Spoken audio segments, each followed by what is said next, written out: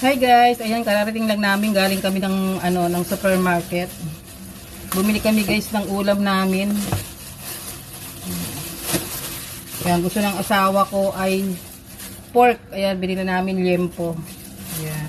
Ilang piraso lang guys kasi kami lang naman ang nandito. Sa akin naman ay isda. Ayan, gusto ko kasi prito. Ayan.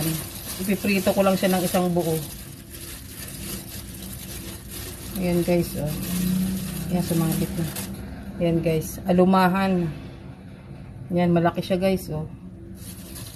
Kaya dalawang po tayong aming luto.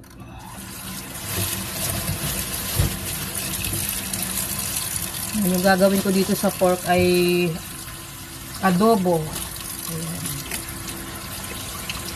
Adobohin natin ito.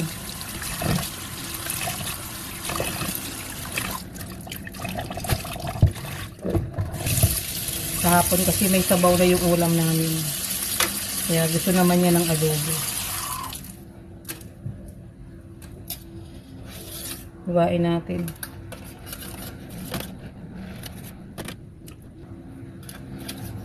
Yan, pag nag-aadobo kami, minsan binibili namin liempo. Kasi ang liempo kasi may kunting taba na, may kunting buto. Nakakalimutan ko yung sasabihin ko. Parang hindi masyadong makapagkabag niya.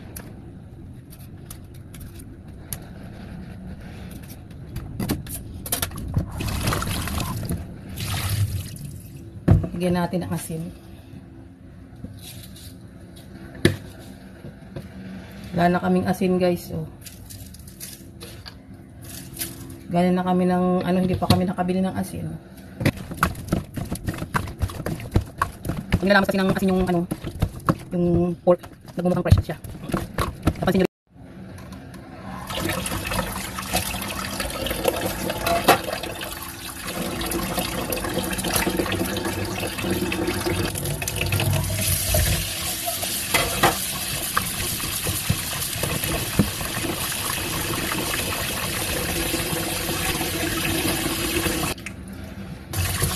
Nagasto ko ng maigi kasi baka mamaya meron pang mga asin.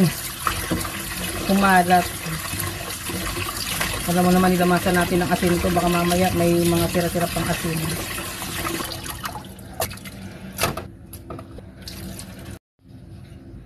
Ayan guys, meron na ako ditong nilagyan ng kalamansi. Ang nilagay ko kalamansi at saka toyo.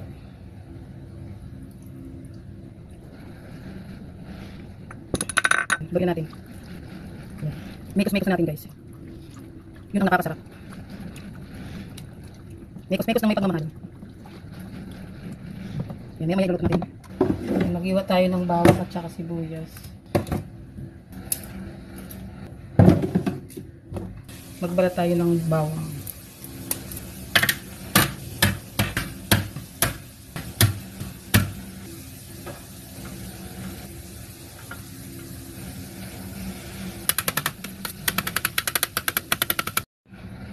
Sibuyas, hiwa tayo.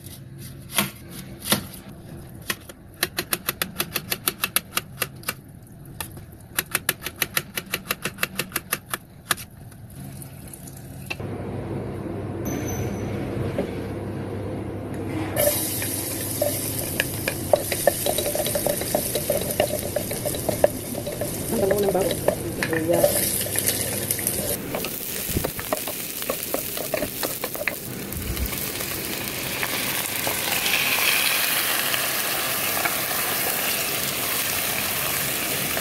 Yan guys, nilagyan ko nga pala siya ng paprika.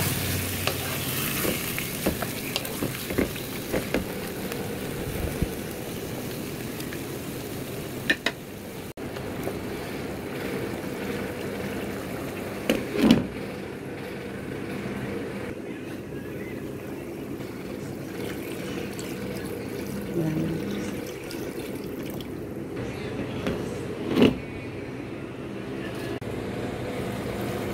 Okay na to guys. May kunti-kunti pa siyang sabaw pero okay na siya.